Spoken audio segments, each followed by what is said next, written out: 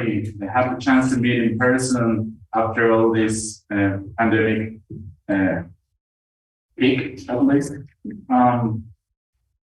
I think this is going to be a pretty enjoyable event. Thanks to the people online also for hearing us today. I have the pleasure to present to you Dr. Sara Uckelman, Durham University. She's a specialist in medieval studies and logic, and a lot of what happens in the history of connectivity is especially developing in that period. So I think we're going to learn a lot about the origins and the discussions and the very tricky questions you asked from that period with Sara. So thank you, Sara, for having us today, and welcome everyone. Thank you. Oh, thank you very much, Fernando and Luis, for the invitation. This is my first time in Mexico, and I'm thoroughly delighted to be here. And I'm very pleased to see that there are a lot of people from various stages, various backgrounds, undergraduates up to people who already know quite a bit about the history of connexive logic. Some of what I have to say may be familiar to some people, but hopefully there will be at least something new for everybody. I don't really have a main thing that I'm arguing for in this. Working to put this talk together was very much trying to sort out various bits. Like what do we mean by connexive? Where does it come from? And what are the hallmarks of it? And what are the systems that have been called connexive, and why have they been called this? And how does all of this fit together? And so this has ended up with some reflections on the history of connexive logic. There we go. So as this kind of indicates, I've got three sort of interrelated questions, things that I want to look at, like what makes a logic or a logical system connexive? What historical systems have been called connexive by modern authors, and on what grounds? Now, I'm not going to go through these questions systematically, but they are the sort of questions that are informing the things that I was thinking about while putting all of this together. So, what makes a system, a logic or a logical system, connexive? There's a number of different approaches that can be given, and modernly, a very common approach is that a system is called connexive if it contains or validates or proves Aristotle's thesis. So this is sort of the syntactic proof theoretic view. It contains this thesis as one of its theorems. So it's not the case that some formula implies its negation. And then you also have what's sometimes called secondary Aristotle's thesis, not the case that not phi implies phi. So we've just moved the negation from the consequent to the antecedent.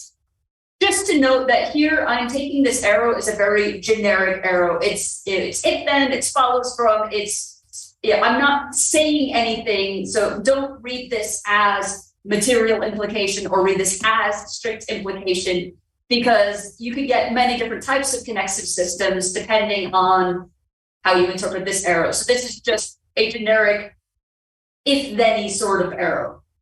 And then there's this lovely kind of statement of it, a system is connexive if within that system, no formula provably implies or is implied by its own negation. So another kind of approach to this is that modernly you might get that a system is called connexive if it contains, validates, proves, etc. Boethius's thesis. And this one says that if phi implies psi, then it's not the case that phi also implies not psi. So this is a slightly more complex sort of principle than Aristotle's thesis. You can actually derive Aristotle's thesis from Boethius's. So, which one of these you take will not necessarily get you very different sorts of things. Again, this is just a generic arrow. And both of these, as I say, are very much on this kind of, theorem side of things. So you can look at a system and determine whether it is connexive or not on the basis of whether it has particular theorems or lacks particular theorems. A historical alternative is the idea that some conditional statement or some consequent statement, phi implies psi, or if phi, then psi, is true if the consequent psi is somehow contained in phi. This is sometimes called the conceptual containment view. And this doesn't have anything to do with what theorems you can prove. It has to do with a more semantical sort of notion. So the idea that you can't just look at the formulas themselves or the structure of the implication to determine whether the implication holds. You actually need to look more closely to what are these propositions actually saying. And one of the things that I will kind of talk about over the course of what I have to say is, what is the relationship between these two views? Like why? Because on the face of it, they don't really have anything to do with each other. One is talking about the containment relationship between the antecedent and the consequent. You'll see that this doesn't have any discussion about negation. However, one way of explaining conceptual containment is to say that phi implies psi if the negation of psi is somehow inconsistent or contradictory with the antecedent. And so if you think about conceptual containment that way, then you can begin to see how you would start getting, if you have a system that is based on this containment idea, then it will involve principles that look like Aristotle's thesis and Boethius' thesis. So these are kind of two differing but kind of compatible and complementary approaches to what makes a system connexive. So in a sense, conceptual containment is prior to, but can lead to the acceptance of Aristotle's thesis. And what I mean by prior to is not necessarily that it is conceptually prior to. You could totally come up with Aristotle's and Boethius' theses and add these to your logical system without having any account of conceptual containment underpinning this. But it is, in some ways, a bit historically prior to, in that you get a lot of people who are kind of looking first at conceptual containment approaches to conditionals and to consequences, and then end up with Aristotle's thesis and Boethius' thesis. So in individual contexts, you often get from one to the other. So where does Aristotle's thesis come from? In particular, this doesn't look like something in Aristotelian logic. Aristotelian logic is about syllogisms. It's about categorical propositions. All cats are animals. Some cat is annoying, things like that.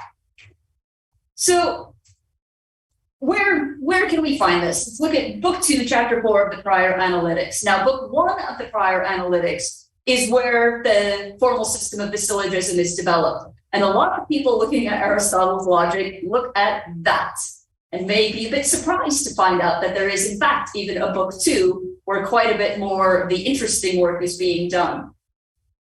So he says here, it is impossible that the same thing should be necessitated by the being and by the not being of the same thing. I mean, for example, that it is impossible that B should necessarily be great if A is white, and that B should necessarily be great if A is not white. For whenever, if this, A, is white, it is necessary then that B, or that B should be great. And if B is great, that C should not be white, then it is necessary if A is white, that C should not be white. And whenever it is necessary, if one of two things is, that the other should be, it is necessary if the latter is not, then the former should not be. If then B is not great, A cannot be white. But if A is not white, it is necessary that B should be great. There's embedded conditionals in here, so let me try to read this again so I get it right. But if A is not white, it is necessary that B should be great. That's the antecedent. Then it necessarily results that if B is not great, B itself is great. But this is impossible. For if B is not great, A will necessarily not be white. If this is not white, B must be great. It results that if B is not great, it is great, just as if it were proved through 3 terms. So there is a lot going on in this passage. We will try to work through kind of what is being proven, what is being taken as basic principles. There's a couple things in here that you can already see and recognize. One of them being essentially contraposition. So that's kind of in the middle. Whenever it is necessary, if one of two things is that the other should be, it is necessary that if the latter is not, then the former should not be. So if, get the example right,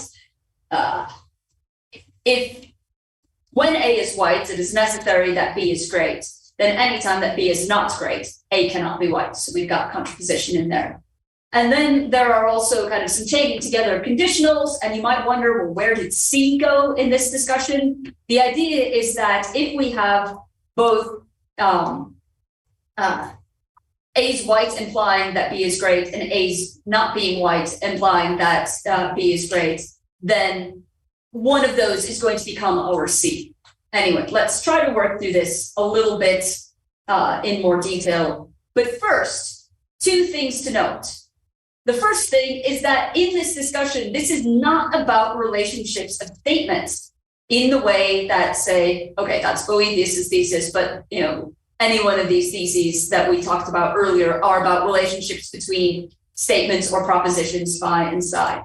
Instead, because Aristotle's working on a term basis, they are about relationships between terms. So A's being white, B's being great. A and B here are just kind of standalone objects. What these are talking about are the relationships between being white and being great.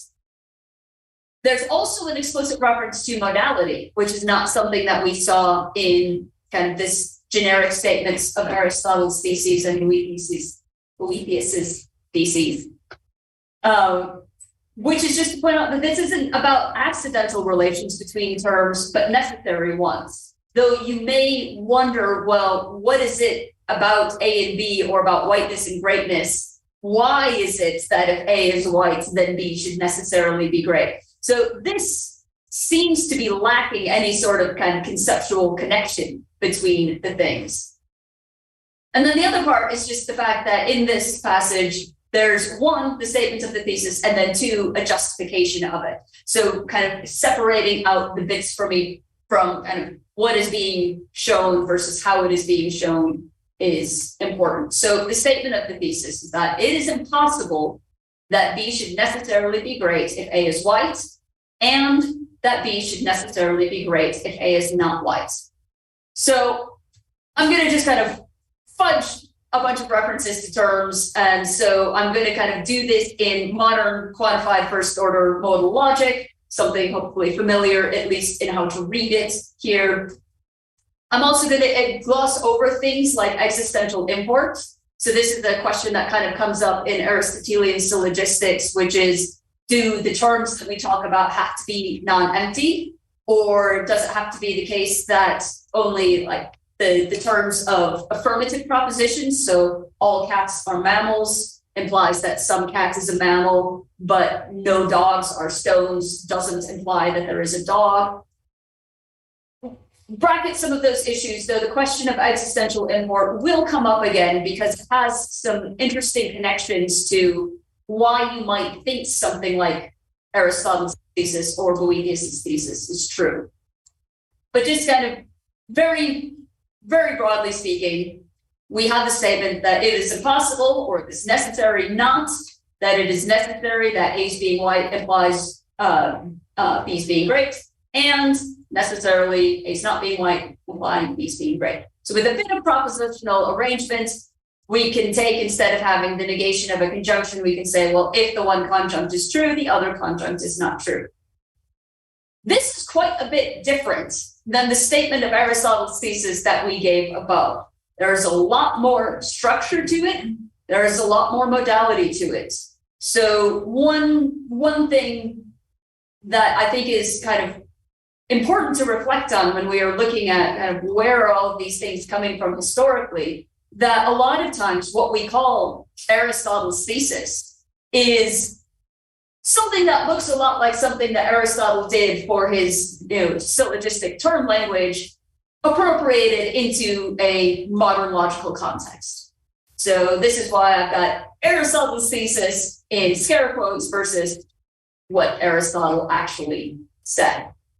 And this isn't anything kind of specific about connexive logic particularly, you can find loads and loads of things called Aristotle's in modern logic, where it's like, no, they're not. He wasn't doing propositional logic, he was doing term logic, but it's the same sort of principle. So this is why we end up talking about Aristotle's thesis for things that aren't really found in Aristotle. So the justification. So the justification is, again, speaking, it's a necessary statement about kind of necessary connections between things. Ooh, I am missing a box. There should be a box before the second conjunction. Sorry about that. So the justification is based on this. Whenever A is white, it is necessary that B should be great.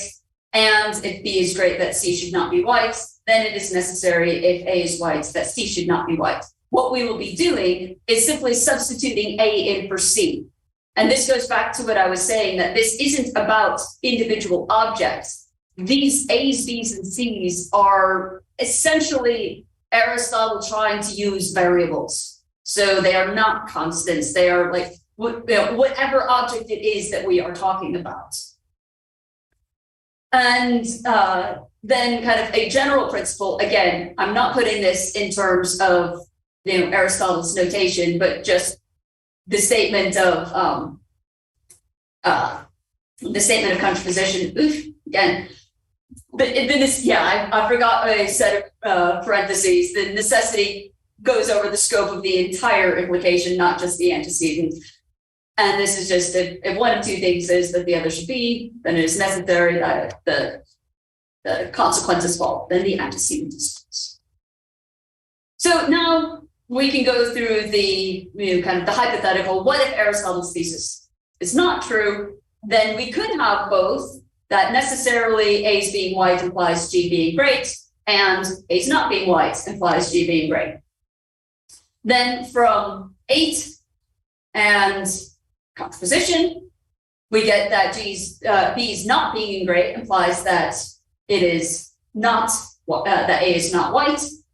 And then you can just, again, we're kind of stripping away the modalities, but in an Aristotelian context, necessity does in fact imply truth. So then you can just get if not GB implies not A, not WA, and not WA implies GB, chain the inferences together, and you have that B's not being great implies B being great.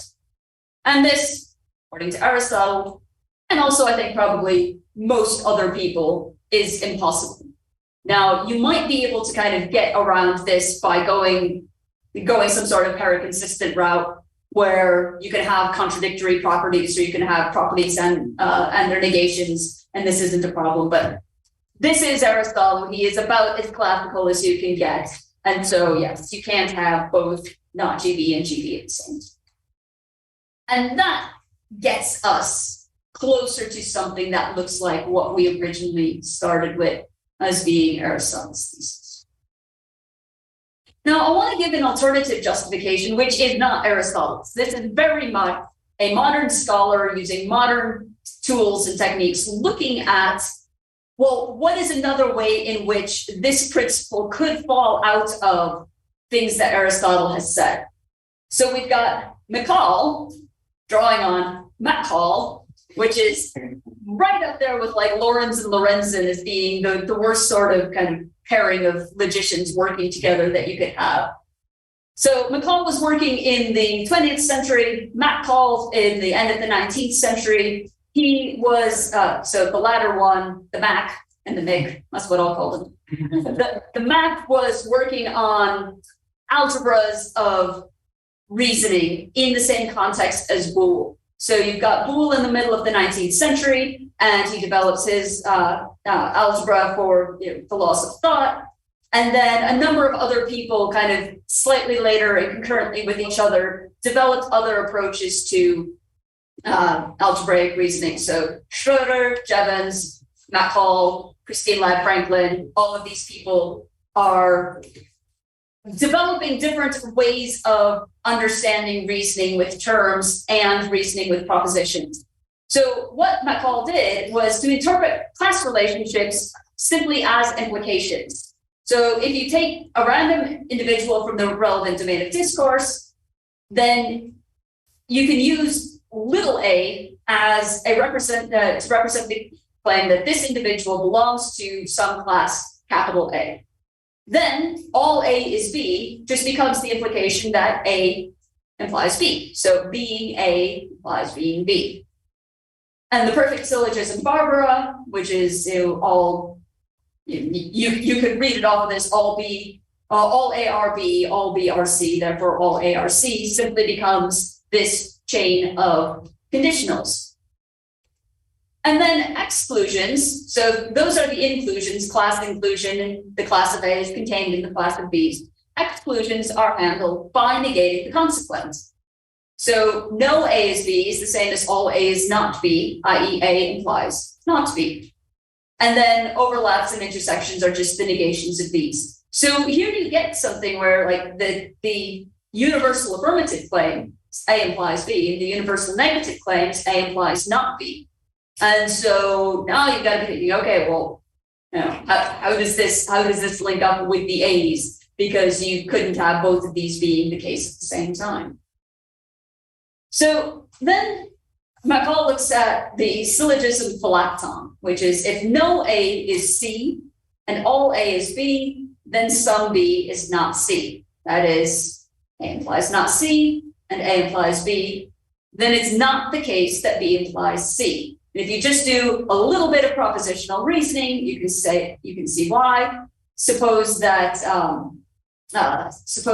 so A implies not C, A implies B. Suppose that B did imply C, then you would get see by modus tollens, you would get not A, and then this is the crucial kind of point. You can only get to a contradiction from the assumption that B does imply C if we have that it's not the case that A implies not C, i.e. If it's not the case that A implies not C, then this is equivalent to some A is C. So if that follows from all A's are C, then phylacton is valid. So this goes back to what I was saying. I said earlier, bracket issues of existential import. But in this particular case, this syllogism crucially relies on there being existential import, because if there were no A's, then this wouldn't be contradictory.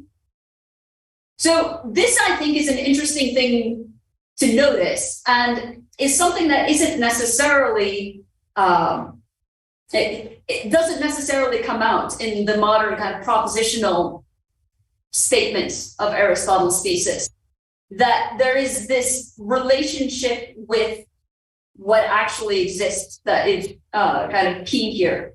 So there's this intimate relationship between Aristotle's thesis and existential imports. And one thing I didn't say at this point, but I will. Yeah, okay. I said we noted above, but then I rearranged my slides. We will note in a little bit that Aristotle's thesis does in fact hold for things that are not contradictory, i.e. when you do have at least one A. So if the class term is not contradictory, then by the principle of plenitude, this notion that is often attributed, some people will disagree, to Aristotle, that every possibility is in fact witnessed at some point or in some way, then by this principle, there has to be something inhabiting the class. So all of these things are kind of circling around in the same area, this relationship between representing Aristotle's thesis in the term language highlights the importance of the fact that we are dealing with existential import, which means that we are not dealing with contradictory or empty subject terms. And all of these things come together to explain why this is a principle that makes sense in Aristotle's context. So even though this alternative justification is purely modern, it leads us to recognize kind of an important connection something that does make it plausible as to why Aristotle would adopt this as opposed to why we might want to adopt it. So, what are some of the consequences of adopting Aristotle's thesis? So particularly, let's look at this propositional one. So here's where we are going to note that both of the statements are true, so that it's not the case that phi implies its negation, or that not phi implies phi. These are going to be true statements when phi is a contingent fact. So when it is, in particular, not impossible, and so we saw already kind of the importance of the lack of impossibility, but it's also going to hold when it's also not a necessity. And so it's not the case that kind of everything implies phi because it is a tautology. So if we recognize this, that we are kind of blocking off tautologies and impossibilities, then this principle makes a lot of sense.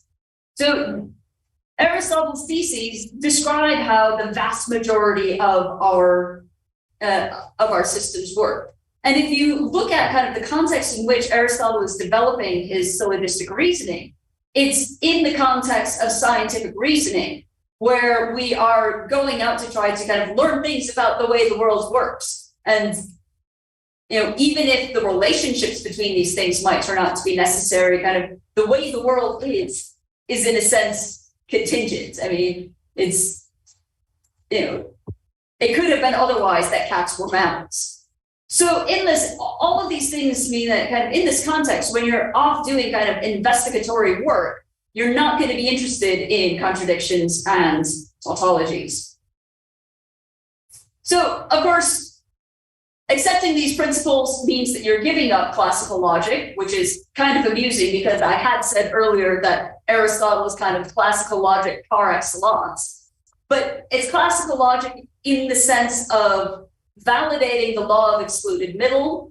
So every statement is either true or false. And the principle of non-contradiction, no statement is both.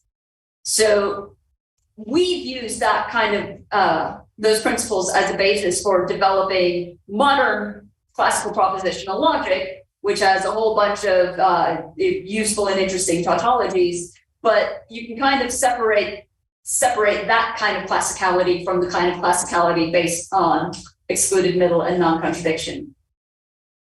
I'm not going to work through the details of why adopting these theses means you have to give up certain classical principles. For a lot of people here, this is going to be already well known. But just to point out that some of the principles that you're going to have to give up are things like ex impossibile quod libet, that anything follows from an impossibility.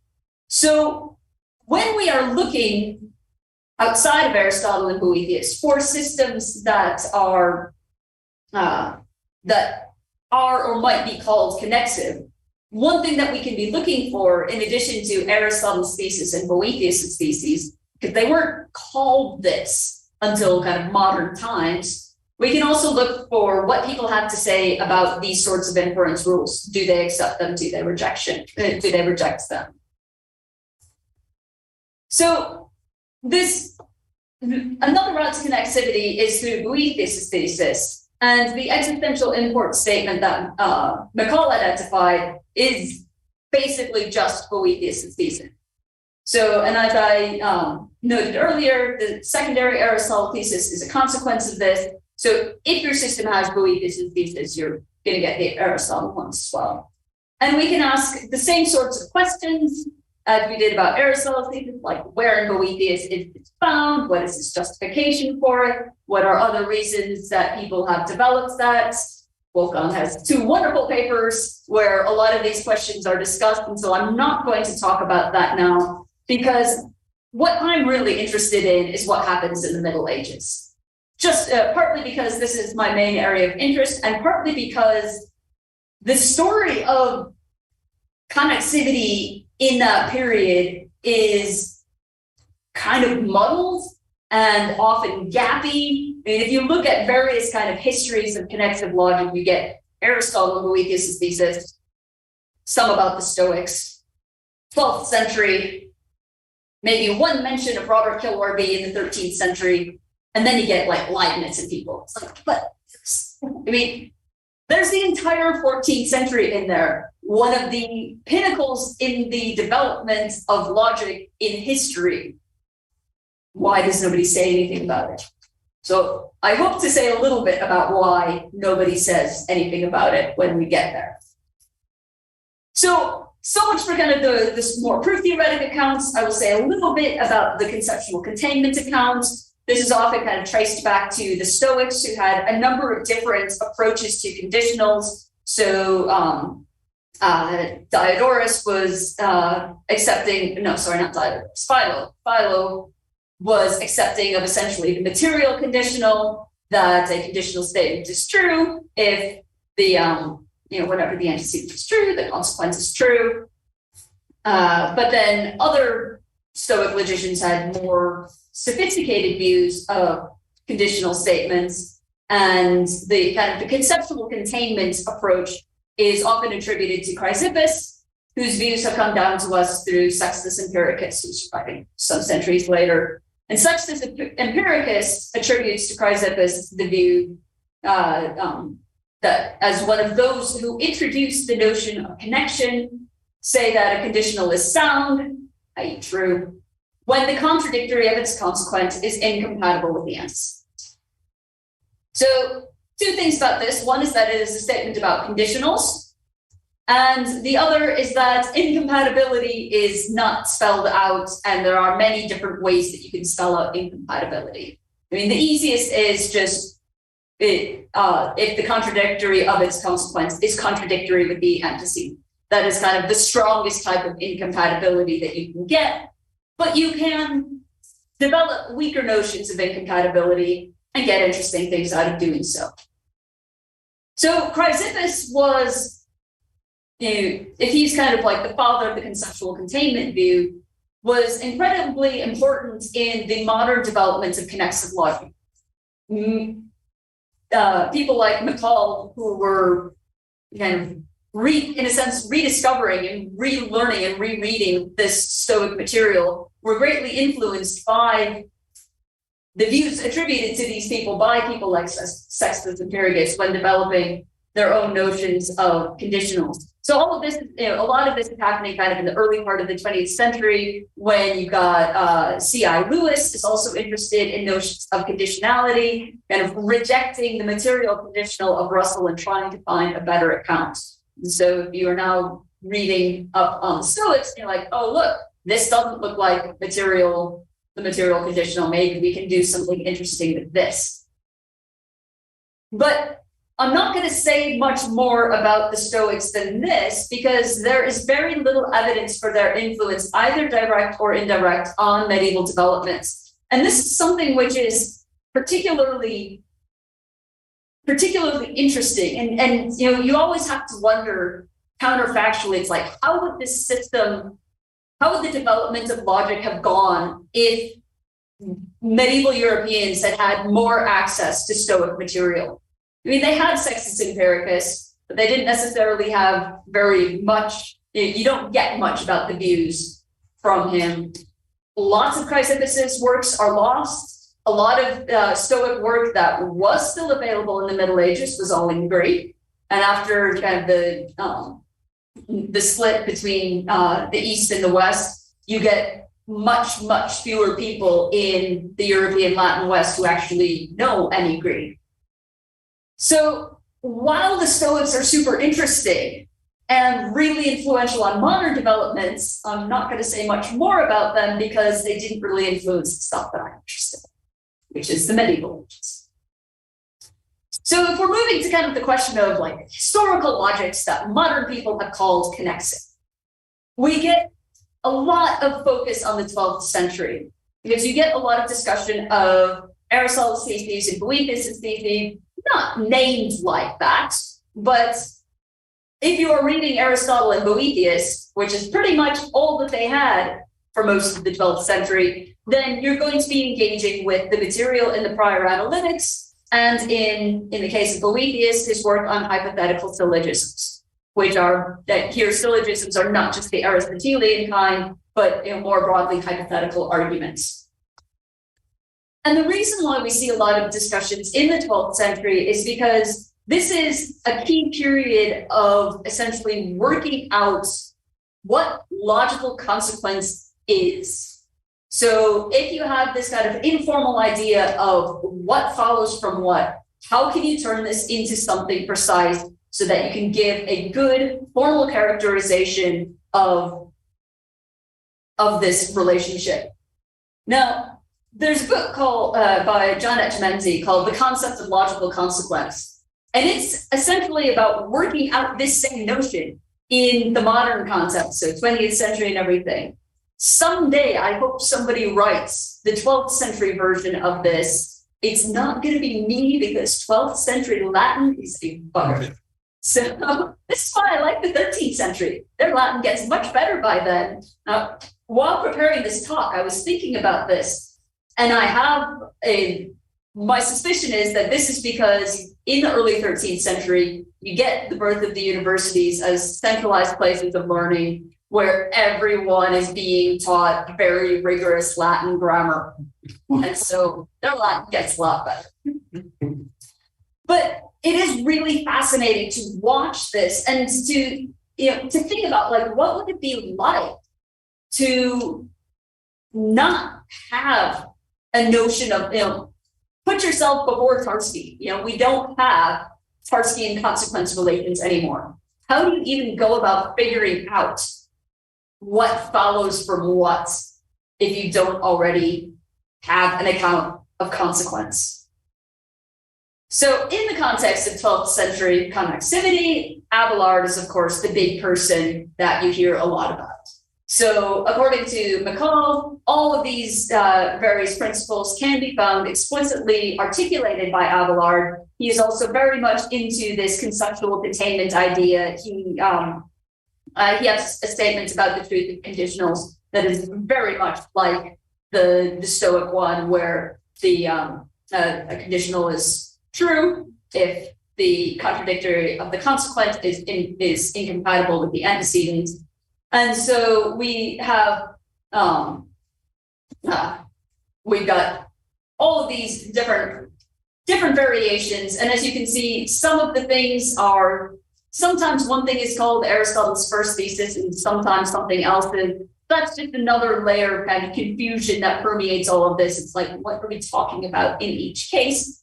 But there's quite a bit of work done on Abelard's approach to connexive logic.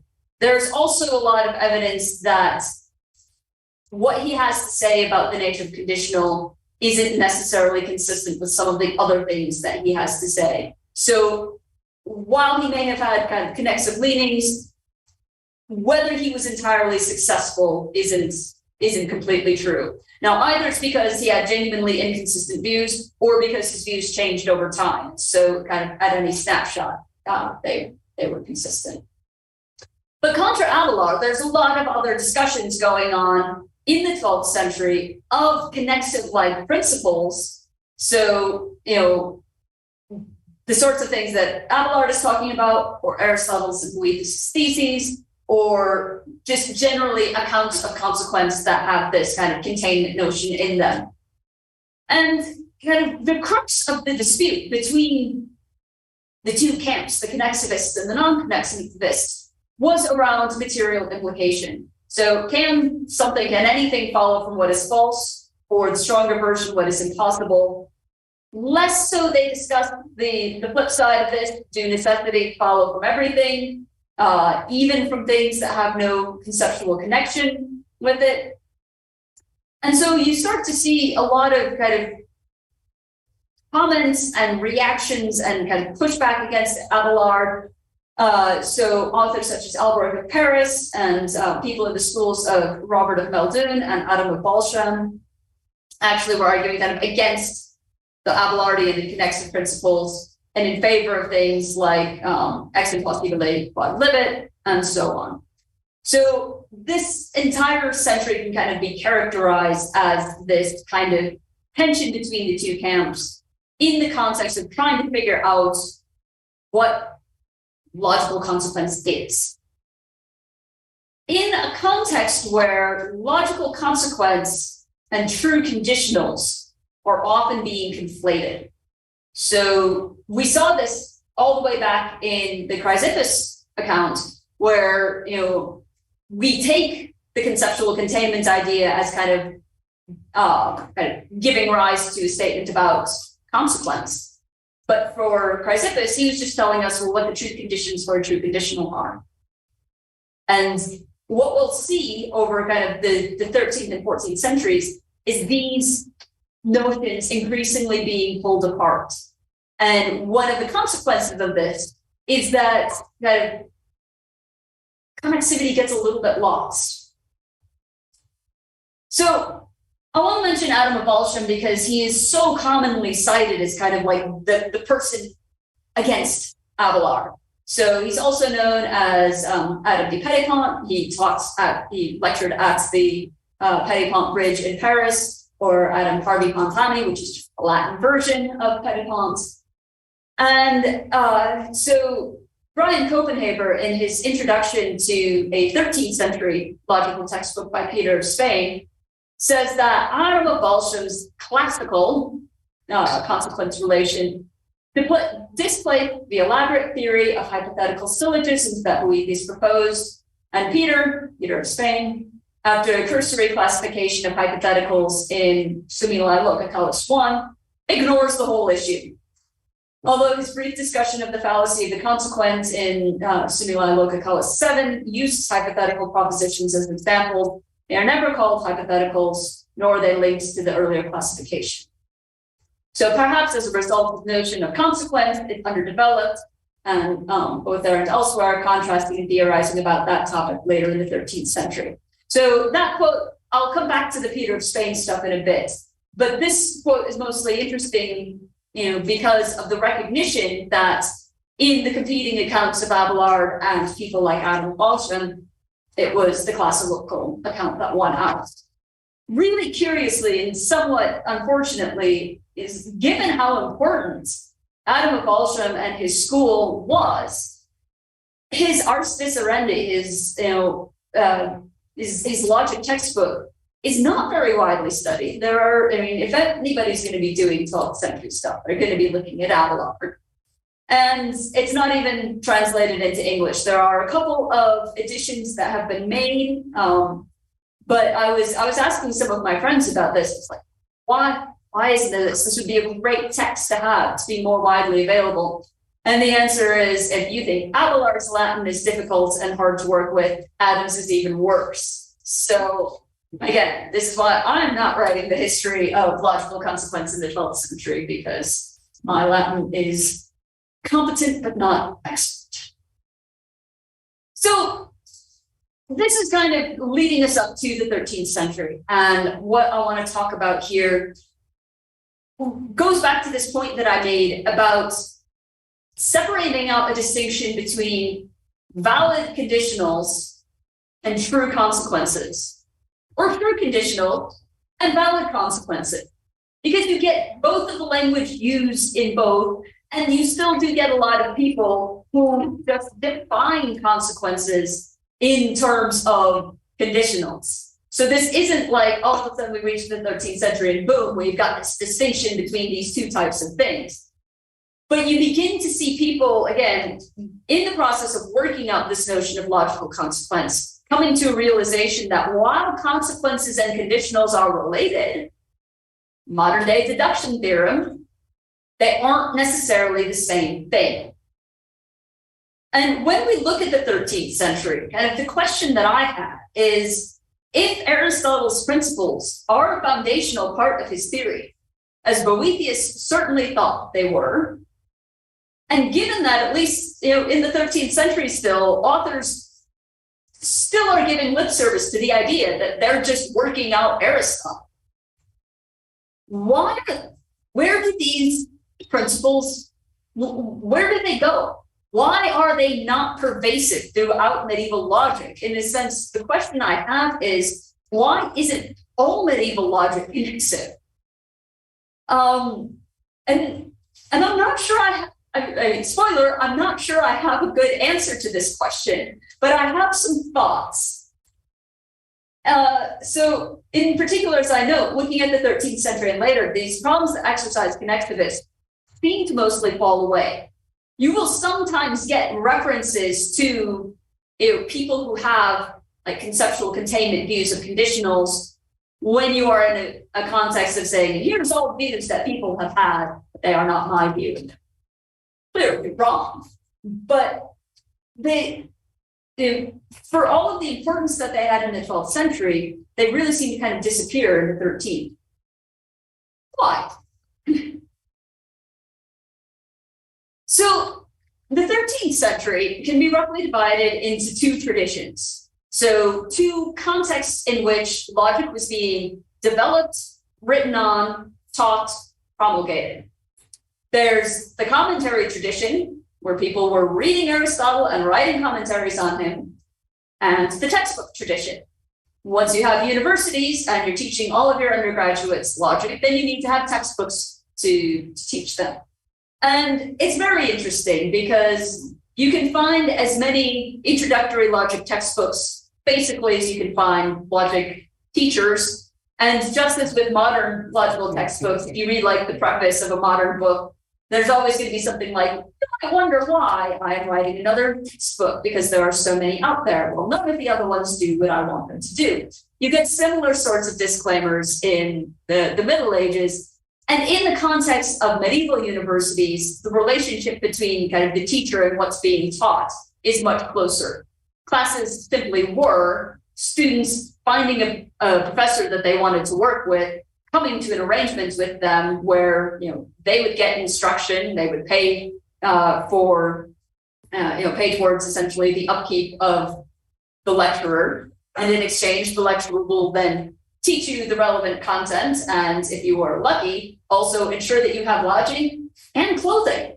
So if any of you are worried about kind of modern day responsibilities as academics in universities, just be glad that you are not responsible for buying all of your students' clothes.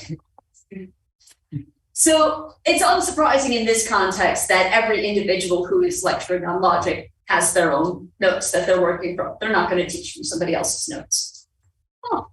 Footnote that. I will come back to that later. So in the commentary tradition, unsurprisingly, we find discussions of Aristotle's theses. They are commenting on Aristotle's works. It would be quite remarkable if we didn't see a discussion. In the textbook tradition, so much. So looking at the commentary tradition, in the middle of the century, Kilgore, somebody I've mentioned before, who wrote extensive commentaries on all of Aristotle's works, but in particular, of particular importance here is his commentary on the prior analytics. He actually highlights the thesis and criticizes it. He gives, by giving examples where both P and not P appear to apply the same proposition Q. So the first one is if you are seated, God exists. If you are not seated, God exists. And the reason why this one works is because God exists is basically the prototypical stand-in proposition for a topology for medieval logicians. You are an ass is the prototypical contradiction. Reading medieval logic is great fun. So this is exactly the sort of proposition that we essentially blocked off before when we were talking about Aristotle's thesis. It works when the phi's and the psi's are neither tautologies nor impossibilities.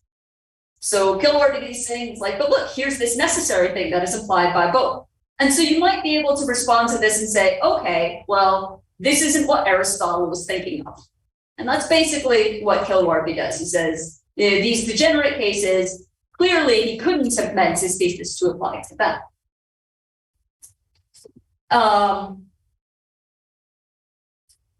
Yes, there's another example, and I just wanted to make sure that I hadn't ended up deleting it.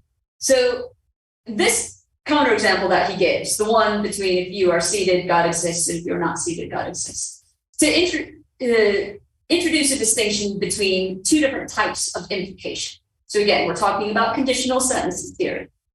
They can either be essential or natural on the one hand, or on the other hand, accidental. So consequentiae essentialis or naturalis versus consequentiae accidentalis. So Kilwarby is still having this kind of fluidity between consequences and conditionals. So he looks at conditionals, draws out distinctions that apply to consequences. These consequences are expressed in terms of conditionals, so we don't have a clear distinction between these yet. So accidental implication is going to be the sort of things, essentially, that Aristotle's thesis doesn't apply to, where what we have is sort of a degenerate form of implication. There isn't any connection between the premises and the conclusion. It's just, even though God exists as a necessary truth, it's kind of accidental that this implication holds because it doesn't have anything to do with the conditional itself. So this distinction between the essentialis or naturalis consequentiae versus the accidentalis is also found in Matthew of Orleans. Other 13th century authors have a distinction between naturalis and innaturalis or unnatural. So slightly different language, same sort of distinction. So in this case, what we get is not kind of an account that says we are taking Aristotle's thesis as part of our logic. What they're saying is, okay, we're going to recognize that this is the phenomenon that we are trying to capture. In order to make sense of what Aristotle has to say, we will separate out consequences or conditionals into these two types. Aristotle's thesis applies to this type and it doesn't apply to the other. Now, a more complex example that he considers is this pair, that if you are seated, then either you are seated or you are not seated. First proposition. Second one, if you are not seated, then either you are seated or you are not seated. Now, unfortunately for Kilwarby, these become consequentiae naturalis. And in fact, there is a connection between the antecedent and the consequent. It is the fact that the antecedent is true that makes the consequent true. So it's almost difficult to find something, if this doesn't count as the conceptual connection between the antecedent and consequent, what is going to? So again, the only way that Kilwarby can kind of make sense of what Aristotle has to say is if he rejects that Aristotle intended these sorts of things to fall under the scope of his thesis. So that means that this natural versus unnatural distinction where Aristotle's thesis applies to the natural ones but not the non-natural ones doesn't quite work because this is a natural consequence. And so again, what we have here is trying to map out the ways in which you could retain what Aristotle has to say, but in this more limited sort of fashion. So even Kilwarby, who is discussing a lot of these connexive issues, doesn't go so far as to say that these things that fall outside of his thesis are just not good consequences. His difficulty is that he thinks that they are, and how does he reconcile this with what Aristotle has to say? So one thing to note is that if we go back to Aristotle's original thesis, it's talking about terms and relationships between terms. This sort of example isn't going to show up because this sort of example is integrally propositional. And Kilwarby doesn't seem to kind of realize it, doesn't seem to be bothered by this, or he might realize it, but it doesn't seem to bother him that he has shifted from doing categorical propositions to the hypothetical ones. So maybe what we could say is, again, yes, this is a natural consequence, but it's a natural consequence of hypothetical statements as opposed to categorical ones, and therefore maybe error. Yeah, but you do too many of these little changes, and it stops becoming motivated. Yeah. Okay. I will try not to say quite so much because there's a lot of interesting things I'd like to say. So the textbook tradition, do we find this distinction there? Do we find discussions of Aristotle's thesis? What are the sorts of things that we find? So the ones I always look to are what I call the big four. William of Sherwood, Peter of Spain, Roger Bacon, and Lambert of Auxerre. They all wrote introductory textbooks, all between about 1250 and 1270. And one thing to note is that in these textbooks, the focus is very much on conditionals, not on consequences. So they're talking about conditional statements when they are talking about kind of like hypotheticals. However, just to note, kind of on the context of secondary literature, Joker Sprout's 2018 survey of 13th century theories of consequences doesn't even mention connexive or connectivity at all.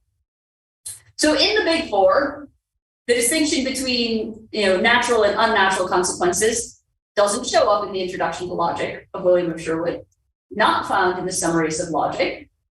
In Roger Bacon, we do have a division of consequences, but it's to inverse and direct.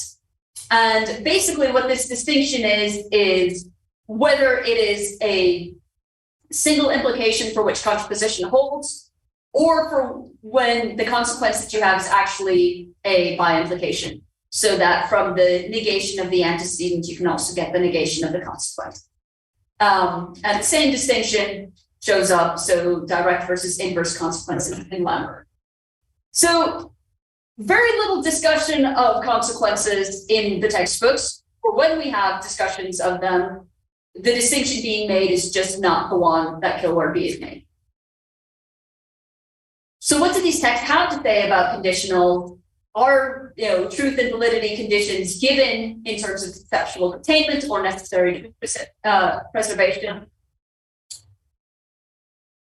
William and Peter don't really discuss hypothetical sentences at all very much. They're given a very short shrift. And given that Peter of Spain's textbook is absolutely enormous, this is kind of weird, especially as Copenhagen notes, Peter and William had all of the same access to the historical sources that the earlier authors had. So this seems like a bit of a glaring loss. Lambert and Roger have very similar truth conditions for conditionals, and they cite Poetius on hypothetical syllogisms, but only on the construction side, not on the truth condition side. It just is that an antecedent cannot be true without the consequent also being true.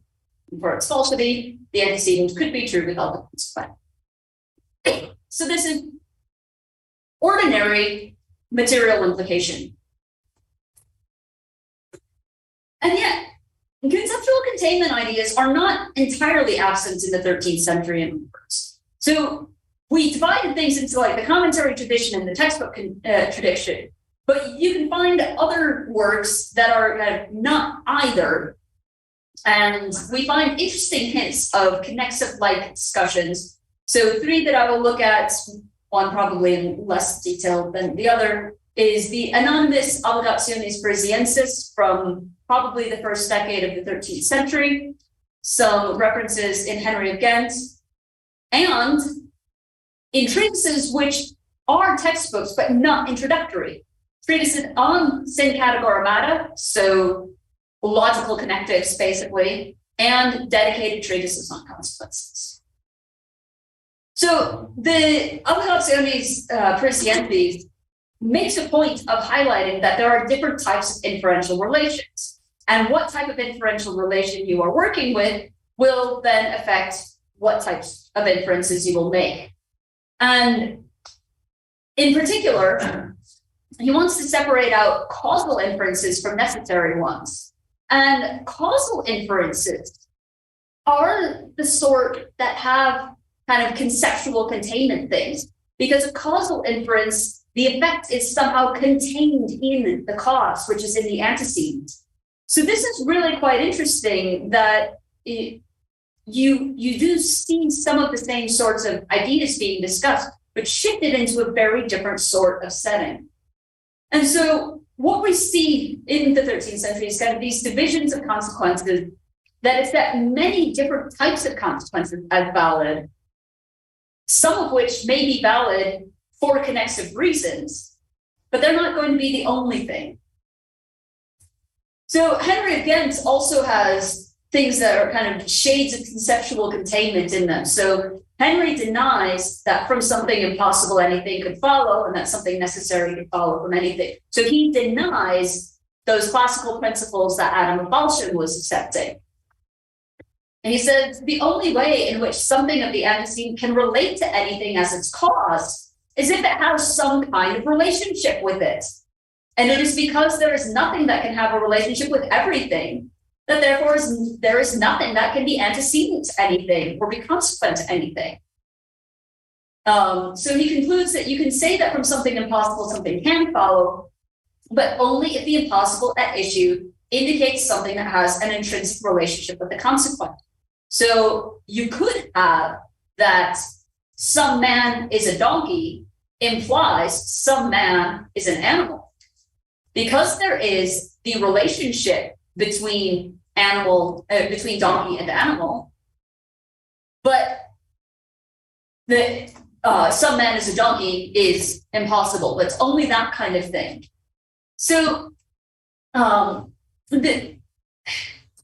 this seems to have some shades of conceptual containment. However, he also says that the principle that the antecedent cannot be true without the consequent only means that a conditional is true when the truth conditionalized in the antecedent posits the truth of the consequent. And that seems to be a somewhat weaker sort of relationship. So it's not clear, but these are some interesting sorts of things that this kind of separating out of the causal conditionals. So as I said, the textbooks that we looked at, the big four, have very little to say about either conditionals or consequence. And that's because these are topics that are saved for other types of treatises. So essentially you've got your introductory logic textbooks, and then you've got the higher logic. So this is where you get developments which are the genuinely new sorts of genres of logic that you get in the 13th and 14th century, going beyond Aristotle. So treatises on syncategorematic terms, on insolubles and sophisms, obligations and consequences. So it's the syncategoremata and consequence treatises that have the sorts of things that we are interested in. The treatises on syncategorematic terms usually have sections on si, if, how to construct sentences with them, what are their truth conditions, what are the sorts of puzzles and problems that can arise, what are the rules that govern them. And in this case, you do start to see this distinction between conditional sentences, which are talked about in treatises on syncategorematic terms, and consequences. They're often formed in terms of conditionals, but not necessarily in the treatises on consequences. And this is when you start seeing this distinction between sentences which are hypothetical in nature, formed using if, and sentences or arguments where you've got an asserted premise followed by ergo, therefore. And so, consequences versus conditionals. Skip that. Just to say something about the sorts of distinctions that you start getting to see. So we've talked about kind of the essentialis or naturalis versus the accidentalis or innaturalis, used for consequences.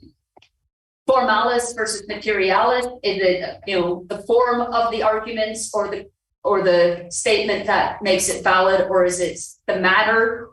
Again, a distinction for consequences. Simplex versus ut nunc, which is used for both conditionals and consequences. So the simplex versus ut nunc distinction is basically strict implication versus material, to put it very broadly. So it's not quite validity as containment versus validity as truth preservation, but there is. So these distinctions don't map onto each other very nicely. But what it means is that we get a whole bunch of consequences where you can say, okay, this one is a simple consequence that is formally valid and therefore is a natural consequence. And you can overlay all of these different categories on top of each other. And the recognition is that they all are valid or truth preserving or whatever you are looking for in your consequences and conditionals in particular ways. So we are not going to prioritize the connexive ones over the other ones. I will very briefly whiz through the 14th century. First, just to note, the 14th century is when you get the treatises on consequences. They become very popular to have entire book-length works on this notion. You still have the continuation of the commentary tradition and also the development of new ideas, new approaches to consequences that aren't witnessed in anything we've looked at so far. So just very briefly, looking at two people in the commentary tradition, so Radolfo Brito and John Bearden.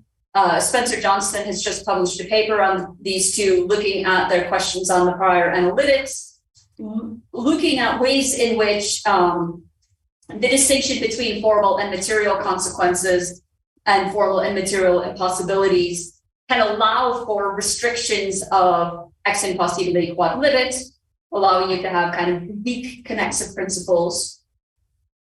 Marsilius of Ingen introduces a notion of consequence where consequences are not propositions, so they cannot be conditional sentences, but they, the consequence is the relationship and not the statements of the relationship. And this is because he has this notion of the nota elationis, or the kind of addition of elation. This note of elation functions in two ways. On the one hand, it is the grammatical connection between the antecedent and the consequence. On the other hand, it also signifies the entailment relation. So not just constructing the sentence. And as a result, consequences are always necessary. They are always consequentia simplex rather than consequentia ut nunc. Even though, as Graziano Ciola notes in her account of Marsilius' consequence, he doesn't use that language. But he says that kind of consequentia ut nunc, or consequences that are just kind of valid as of now, they aren't even consequences at all. So we can't talk about valid consequence and invalid consequence, because if it's invalid, it's not a consequence at all. Which you can kind of go back to some things that Aristotle has to say. He doesn't talk about valid and invalid syllogisms. He talks about syllogisms and things which are not syllogisms because they are invalid. So anyway, two questions to just end on this. I said I didn't have anything to argue for this, just thoughts and reflections and interesting things. This Kilworthian distinction does show up in treatises on syncategoremata and consequences, but why is it not in the textbooks? If this is a foundational sort of thing, this goes back to the question of why is this not pervasive in the 13th century? And the answer I'd like to advance is that the syncategorematic and consequences treatises are more advanced. You learn the introductory stuff first, like we do when we are teaching our own students. We teach them the material conditional, and then we teach them all of the problems with it and all of the more sophisticated accounts of conditional and implication and everything. And when you start separating out conditionals and consequences, and you start having all of these different ways that you categorize and classify these different notions, it becomes a lot harder to prioritize one type over any other. Like, if necessary truth preservation is something that we want, then why would we restrict it just to the connexive principles? Or if conceptual containment is maybe consequence par excellence, how do we explain all of these other relationships which still seem to be doing something logical, but maybe not meeting that same very high standard? So I think that what we are seeing in the 13th century is just this broadening of the scope of what we are talking about, of which connexive logics become a part of it, but no longer as pervasive, because they are doing so much more than just Aristotle. And so there's a lot more freedom to be doing extra bits.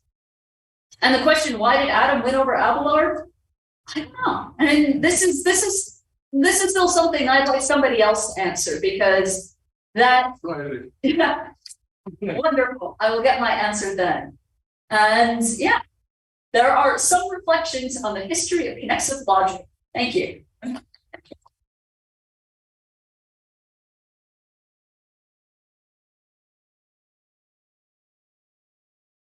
So we have about 4 or 5 minutes for discussion. Anyone wants to begin with a question or comments? Yeah. No. Let's use some time for that. Okay.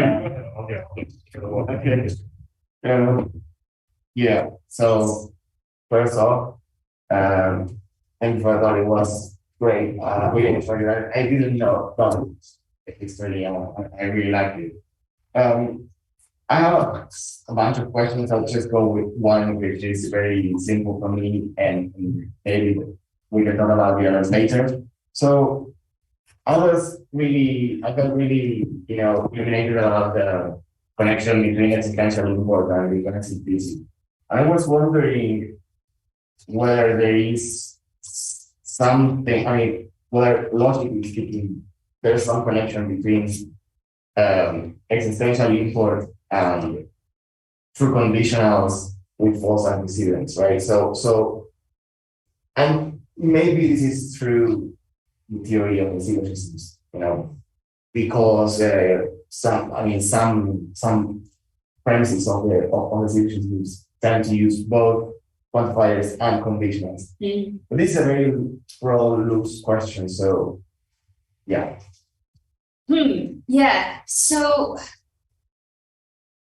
one thing that's interesting is in kind of so Aristotle didn't have conditional statements. He just had kind of the syllogistic ones. And when you reach a context like the Middle Ages, where you have kind of discussions of syllogisms and discussions of hypothetical statements, they are often kind of entirely disjoint from each other. If you look at the logical textbooks, there will be a chapter on syllogisms, and then there will be a chapter on hypothetical propositions where hypothetical gets used in 2 ways. One is basically just hypothetical in the way that Boethius used it to stand for molecular. So conjunction, disjunction, and implication. And then you kind of have the hypothetical statements, properly speaking, which are just the conditionals. And kind of the lack of connection between the two seems very strange, that there isn't really one. And so this means that you get, when you get discussions of existential import, it's in the context of talking about syllogisms. And whether there is anything that slides on over into,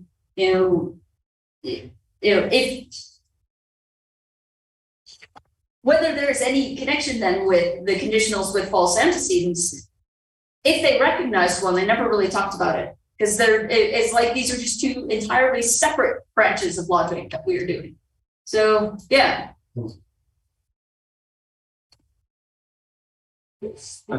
No, wait. There is a question. So. Hello, can you hear me? Yes. Okay. Well, excellent. Well, thank you very much for the talk, and it was working great. I learned a lot, and my question is kind of connected to the early part of the talk where you talked about the second way of getting from things Aristotle says to connexivity, maybe. So what I've been thinking about for a while was that what you usually see in the connexive logic literature is some mention of Aristotle, and then some people deal with the history, and the others go on doing their own thing. And I've been wondering if there isn't a way to tie these 2 things closer together. Some of them that are going on. For example, there's a lot of similar ideas going on, but for example, when you think of Graham Priest's paper on connexive logic and negation of cancellation accounts of negation, I don't know if you know that, but basically what he's doing is he says, well, A turnstile B, well, that can only hold if there's at least one model in which A is true. right? If there's no model for A, well, then nothing follows. Which is kind of what you would expect Aristotle to understand if we told him A turnstile B holds if in all models in which A holds, B holds. Because he will think, oh, in all models, there must be one that is instantiating A, right?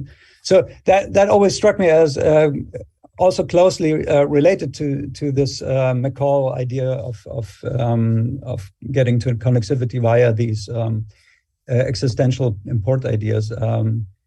I was just wondering if you had some ideas about that, or furthermore, the question would be if there's something in 13th century philosophers that might model that or be modeled like that really closely without too much contorting. Yeah, so I'm familiar with the Priest paper insofar as I have come across references to it, haven't read it, but from what you have to say, I think I need to go back and take a look at it because it sounds like there are definitely some interesting things in there. Particularly this notion of like there for A turnstile B to hold, there's got to be something where A actually holds, or where A is being asserted, or where something is being done. And this seems actually to tie quite closely to the 13th and 14th century distinction between the merely hypothetical, well, if A, then B, and the consequence, A.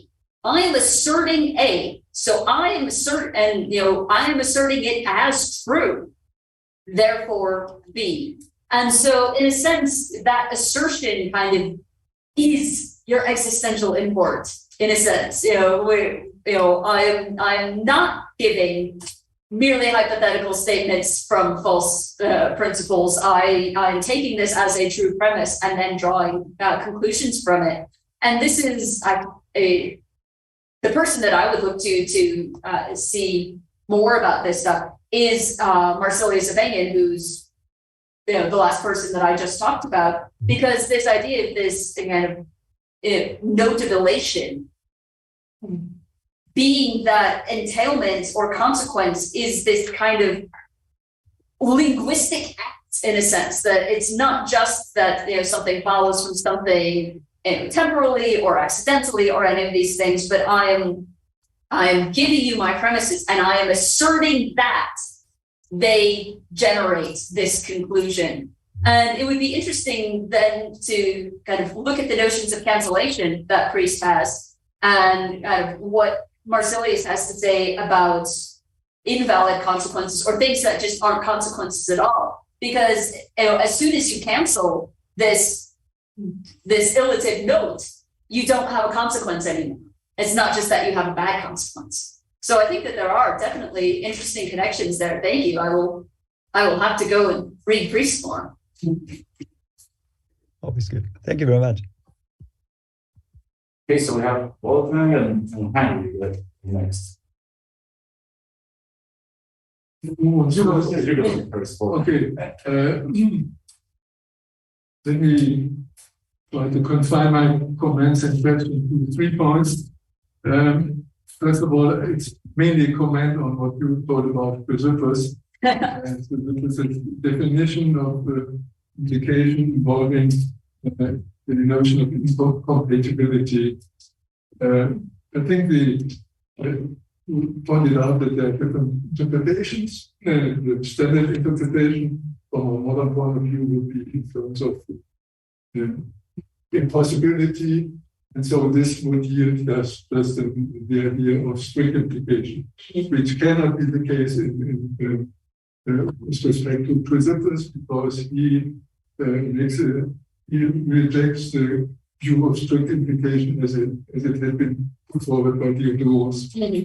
Okay, so just additional comment on this is just what makes Chrysippus an advocate of real connexive logic is the extra thesis that no proposition at all, even if it is impossible, will be incompatible with itself. This is the core idea of Chrysippus. Okay. Second comment on Kiribati. You pointed out that God exists as a paradigm in the medieval literature, but you said it's a paradigm of a tautology. And similarly, Johann has as a paradigm of a contradiction. This is not quite true, but No.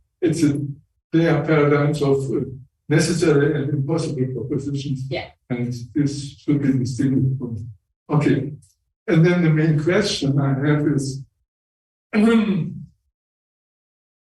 don't know, it was probably in connection with Adam, that you said here you see something like mention of the paradox of material. I was very much surprised to see material implication and paradoxes to be discussed in the theory, because in my opinion, there is no medieval author who would seriously take into account the idea of material implication. Maybe in the Stoics, Philo was advocate of material implication, but medieval authors, in my opinion, always depend on the view of strict or even more than strict implication. Okay. First, yes, there's so much more about Chrysippus to say than I said, and this point about no proposition being incompatible with itself is part of what makes Chrysippus so interesting. Second one was on tautologies versus contradictions. Yeah. So I said it that way because this is kind of how we think modernly. You know, that these are, a tautology just is whatever is always true. Contradiction is whatever is always false. One of the things that you do get that is very interesting in medieval discussions is distinctions between, for instance, formal impossibilities and material impossibilities. So formal impossibilities are the contradictions. So the P and not P sort of thing. Something like a man is an ass is a material contradiction. Or material impossibility, because it has to do with the impossibility of the combination of the matter and the terms. And similarly, they would kind of have a distinction between things like P or not P, tautologies, and necessary truths. So that was just kind of slippery language using the sort of terminology that we are familiar with nowadays, rather than what they would have used. As for material implication, you find material implication in the basic setups of just the basic truth conditions for complex molecular propositions in various introductory textbooks in the 13th and 14th century. You have to have that. Otherwise, you don't get the interdefinability of conditionals and disjunctions, which is something that they will accept. And you also get it in the context of obligational reasoning, where you've got where there is a distinction between starting from a false proposition versus starting from an impossible proposition, and different things will follow in different cases. So I think that they didn't speak of it necessarily in terms of that had material implication, in part because a material consequence was a necessary consequence just in terms of the matter of it. But, a consequentia ut nunc, it's something that's true now, but if you change the values of the, but it might not be true another time. And so that's definitely not strict implication. Can you reply to that? Yeah. Of course, I would agree that with respect to the theory of consequences, to these various distinctions and the formal consequences, material consequences, maybe something like very similar to material implication occurs there, but not within the theory of the implication itself. And also the point that some logicians discovered the correlation between disjunctions and implications may perhaps also be due to the fact that they had a different interpretation of the disjunction or the material disjunction, but the stronger form of disjunction, especially Abelard and also Boetius had this strong or strict interpretation of disjunction in mind. And then last comment to this, you have to, or in the literature, you find sometimes the expression ex falso quadriga, which is correct, but most people who use this just use it as a shortcut for ex impossibile. Yeah. I tried to use ex impossibile wherever that was really what I meant, because people do say that when they really mean the other. Maybe some people have stronger views of disjunction, but it doesn't come out when, like, reading Burley on the purity of the art of logic, or even Occam's truth conditions. They're just the ones that we expect. There isn't anything in there that makes it seem that they're dealing with a stronger view of disjunction. And the sorts of disjunctions that you get in obligational disputations are just, random P's and Q's, put together without any thought about connection or anything between them. And so you say maybe it makes sense to talk about kind of material consequences or consequentia but not conditionals. When in the context where these are not being distinguished properly from each other, then it's hard to say that you've got the one but not the other when they're just talking about them almost interchangeably. And so I read this. Thank you very much for this interesting talk. You raised the question, what makes a logical system connexive? And I mean, I can answer that quote for you. It's not. You better not be asking me this, because yes, okay. But I mean, but when you raise that question, I mean, you're making use of the notion of a logic or logical system. And of course, I think that this is a modern concept, and that you don't find it within either different. Yeah. So if you're really interested in the question of what makes a logical system, then I think in the 20th century, especially in the year 1963 and 1966, when Sportsman Paul introduced this definition, and he posed the challenge to define systems that satisfy the group's principles unrestrictedly.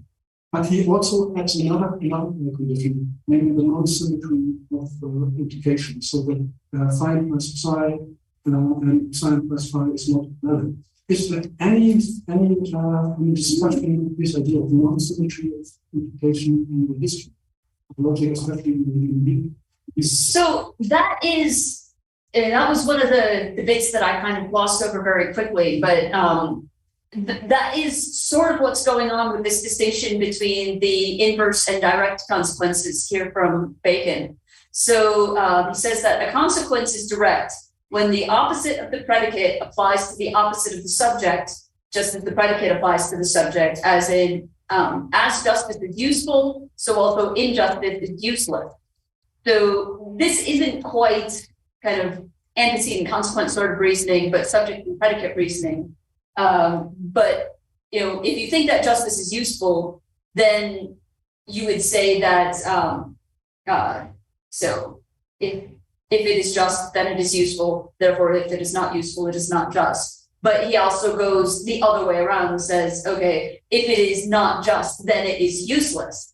So there you have this kind of reversal of the essentially the reversal of the implication hiding behind the predication going on in the direct consequences. And then a consequence is inverse when the opposite of the subject applies to the opposite of the predicate, as the predicate applies to the subject, as in if a man is an animal, a non-animal is a non-man. And so that is just kind of ordinary, unidirectional implication.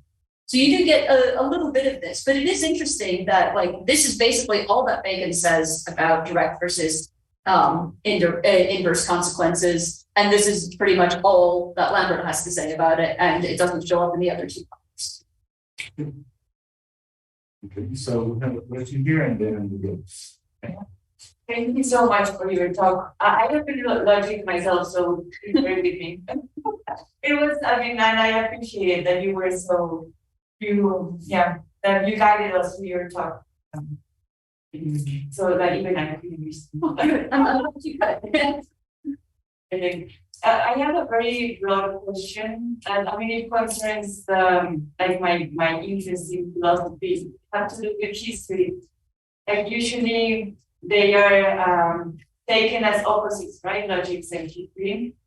And for me, it's obviously it's not. But I would like to know, like from your point of view, what do you find in history? Do you find solutions for problems? Do you find that logic changes? Do you find that it has like imperfect self? You know, like we go in some sort of revolution in logics. That's what I would like. Yeah. So there are many reasons why I find kind of the history of logic, and particularly the kind of 12th to 14th century, so interesting. The first is that what they were doing then and what we modernly, so 1850s to now, are doing is so very similar. You know, it is the same sorts of things. We're interested in what is logical consequence and how do we identify what parts of language has consequence, and how do we discover what are the rules that govern how relationships between propositions work. What is the relationship between truth and falsity and validity and invalidity and consequence and conditional? And these are exactly the same sorts of questions that we are interested in. I can take a 13th century textbook on logic and bring it to a room full of modern logicians who have never studied anything in the history, and I can read it to them. And if I change some of the words to symbols, they'll be like, "This is totally what we do." So that's the one thing I find really interesting. The other is how different what they are doing is, because the modern approach is stemming out of mathematics. It's very symbolically based, even when it is connected to language, and the analysis of language is always done in this very mathematized way. Whereas they didn't have symbolic notation in the Middle Ages. They had ways of regimenting their language in order to make certain types of distinctions, but their approach is always fundamentally based on language and how we use it, rather than on kind of abstractions away from this. And so this means if you go back and you look at medieval texts, there are going to be things that they are interested in or that they are doing that are kind of orthogonal to some of the questions we have modernly, or where they just take it for granted.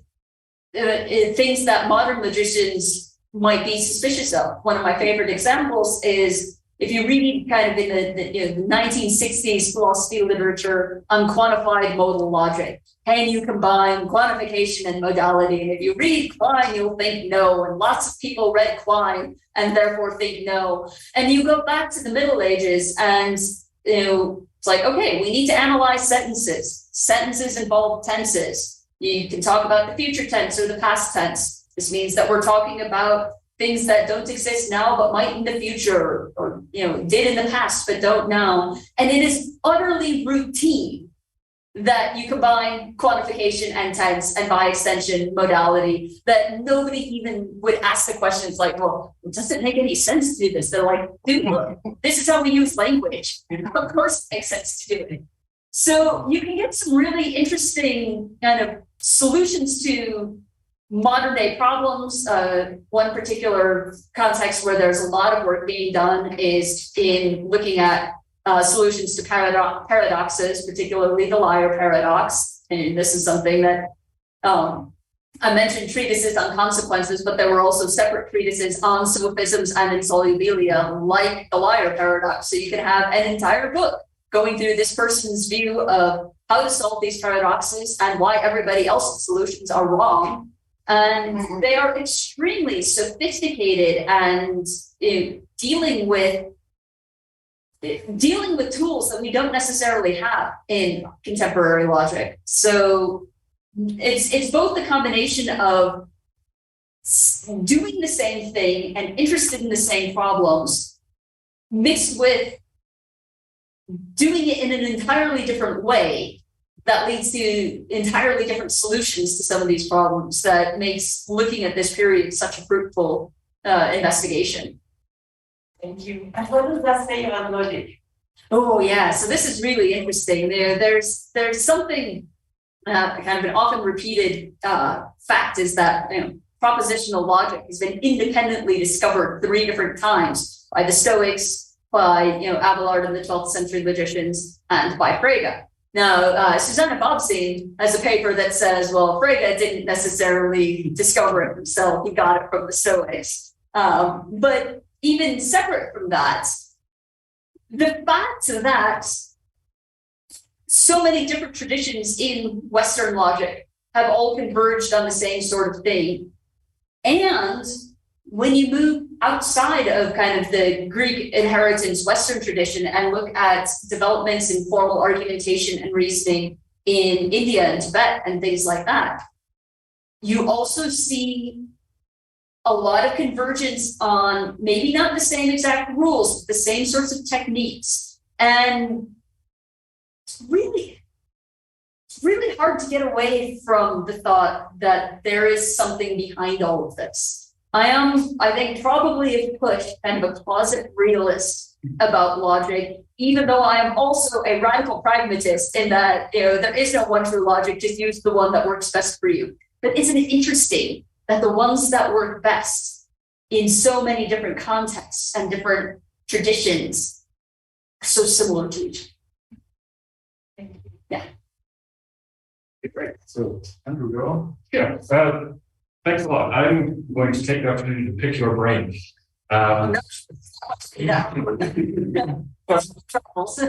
Okay. Well, maybe we can continue this discussion as we go. But the distinction between and the confusion between conditionals and consequences.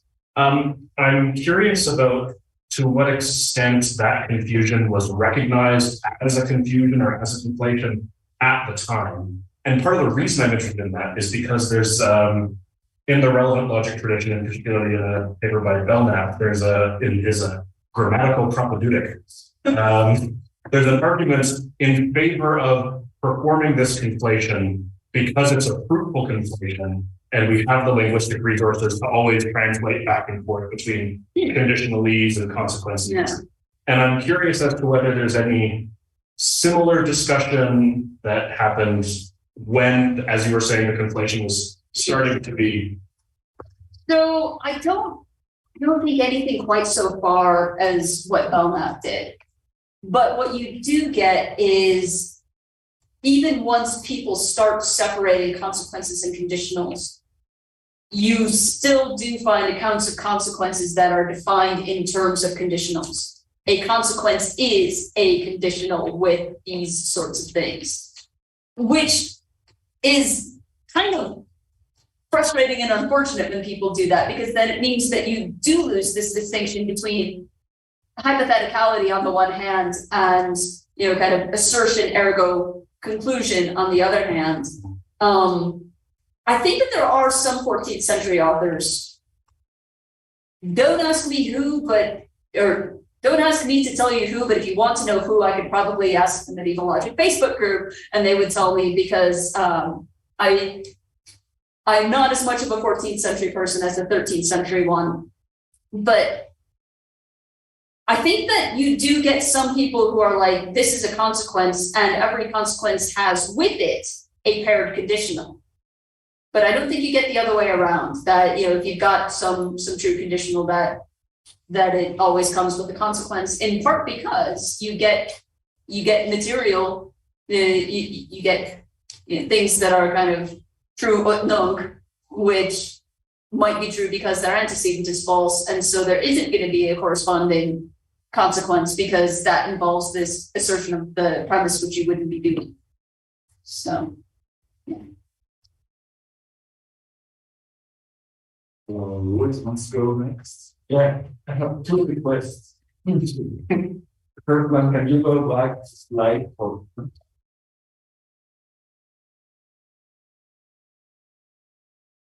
Yeah, second request.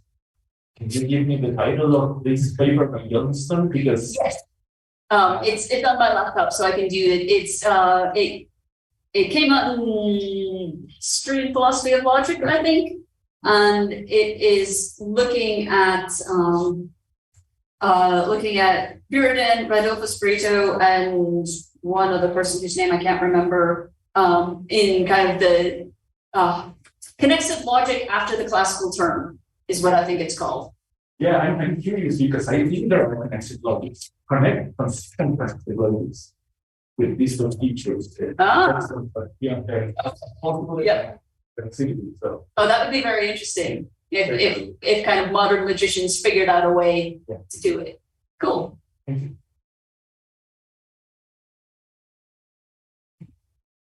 Anyone else? Yes. Yeah, I mean, perhaps this is a question or just asking you what you think about. So it was mentioned a little bit this text by Chris about negation as cancellation, but there is also a text by the Routledge on a Colombian mathematics journal where they explicitly sort of mention that containment and negation as cancellation sort of lead to connexivity. And I was wondering whether someone in the medieval tradition, while entertaining the containment view, also thought about negation as cancellation and perhaps put these two views together. Not that I know of, but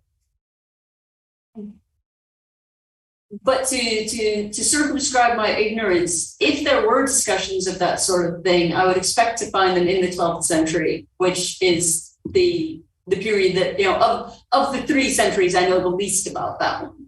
So that is, it is, you know, it is very much in a statement of ignorance based on not having a lot of knowledge rather than on having a lot and not having found it. Yes. Thank you. Another question or comment?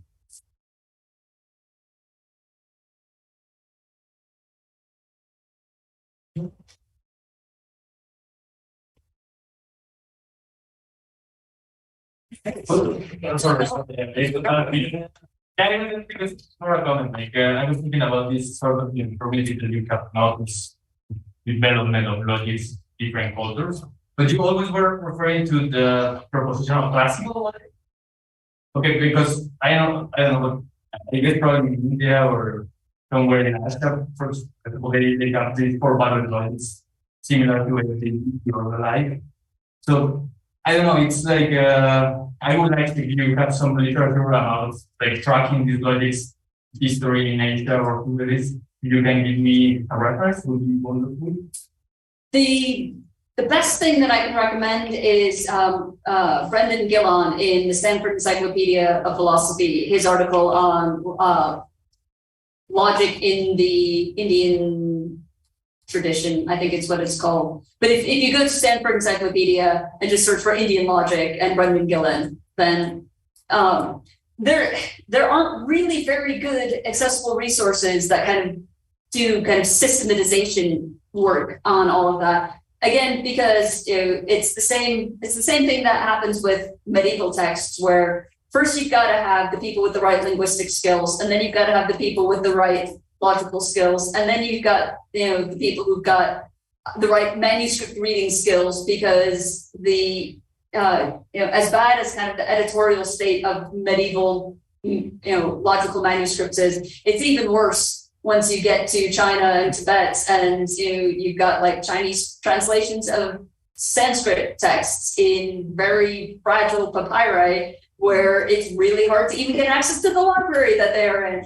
So, but his is a good kind of overview of the kind of approaches and developments and the ways in which their approaches differ from the kind of Western traditions. And that's because you're reading from the classical eyes, right? The meta theory or somewhere.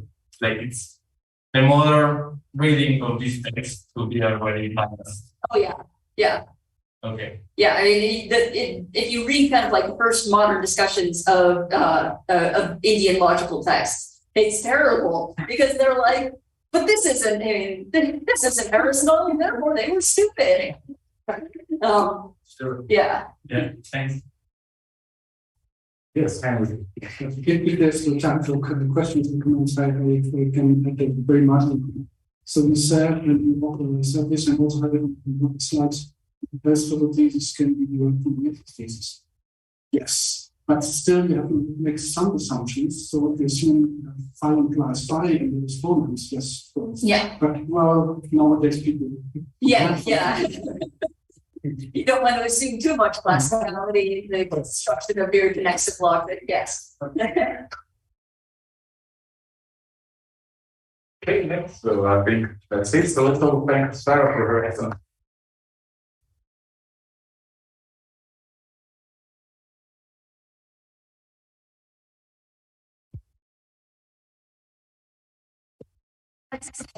Almost.